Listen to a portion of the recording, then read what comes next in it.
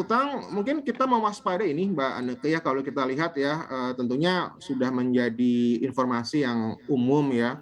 Karena kalau kita lihat di Amerika Serikat justru terjadi inflasi yang sangat tinggi dalam 40 tahun ya. Bahkan di Februari 2022 kemarin inflasinya sudah 7,9% ya. Nah, terus juga di sini tentunya kita juga melihat adanya inverted yield curve ya, kurva terbalik apa namanya yield obligasi di Amerika Serikat yang ini mungkin juga menjadi suatu kekhawatiran ya, kekhawatiran apakah di Amerika Serikat akan terjadi stagflasi ya, di mana inflasi melonjak tapi perekonomian melambat. Nah, tentunya ini akan menjadi challenge ya, bagaimana inverted yield US tersebut membuat investor kurang tertarik ya dengan surat utang negara yang diterbitkan oleh pemerintah Indonesia. Ya, walhasil tentunya nanti investor akan meminta yield yang lebih tinggi lagi. Nah, itu tentunya yang hal yang harus diwaspadai ya, terkait dengan inflasi di US dan dampaknya terhadap obligasi yang dikeluarkan di Amerika Serikat. Dan juga kita mesti waspadai adalah tapering dari Fed US Amerika Serikat karena sebelumnya sudah dinaikkan 50 bips ya.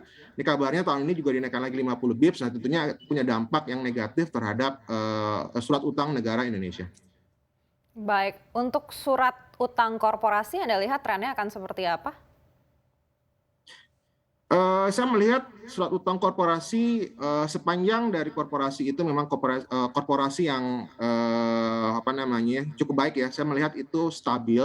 Tapi tentunya balik lagi surat utang korporasi itu tidak lepas juga dengan apa namanya secara global ya, makroekonomi global dan juga Indonesia sendiri ya. Kalaupun nanti SBN terpengaruh dengan apa yang terjadi di Amerika Serikat, tentunya juga akan berdampak sedikit negatif terhadap obligasi korporasi. Demikian Mbak Anaka. Baik, apakah ini artinya juga DPLK mungkin akan memberikan literasi pada peserta-peserta untuk agak lebih berhati-hati juga terhadap pasar surat utang ini? Tentunya demikian Mbak Anneke. Jadi balik lagi kalau kita bicara literasi, mohon izin kami melihat bahwa literasi terkait investasi ya, juga bahkan dengan dana pensiun ya, itu masih jarang sekali ya apa namanya dimiliki oleh masyarakat ya. Masih banyak masyarakat belum mengerti itu apa itu dana pensiun, apa itu bedanya DPPK dengan DPLK, apa itu saham, apa itu obligasi ya, apalagi perbedaannya antara obligasi negara dengan korporasi itu masih banyak belum mengerti Mbak Anneke. Nah, tentunya di sini kami gembira ya CNBC ada program yang memberikan pemahaman literasi ya, karena harapannya adalah masyarakat lebih aware ya pentingnya dana pensiun ya, pentingnya melakukan diversifikasi portofolio investasi. Nah, tapi balik lagi harus paham dulu nih investasinya apa-apa saja, jangan sampai kemudian memilih suatu investasi tapi tidak paham, terjadi kerugian, ya akhirnya berdampak tidak hanya kepada peserta, namun kepada juga masyarakat dan keluarganya. Demikian Mbak Anaka.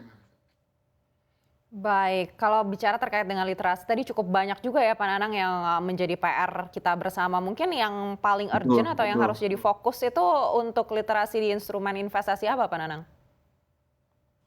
Saya melihat mungkin kalau deposito perbankan ya produk perbankan masyarakat sudah aware ya, namun juga produk pasar modal masih banyak masyarakat yang belum paham ya. Katakanlah ada namanya fixed income, pendapatan tetap gitu. Masih banyak masyarakat berkata oh pendapatan tetap berarti pendapatan selalu tetap.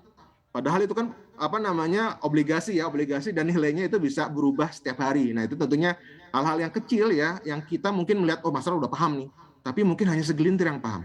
Masih banyak masyarakat yang belum paham, aware terhadap istilah-istilah obligasi, fixed income ya, dan juga saham gitu. Beli saham, sahamnya pas lagi naik.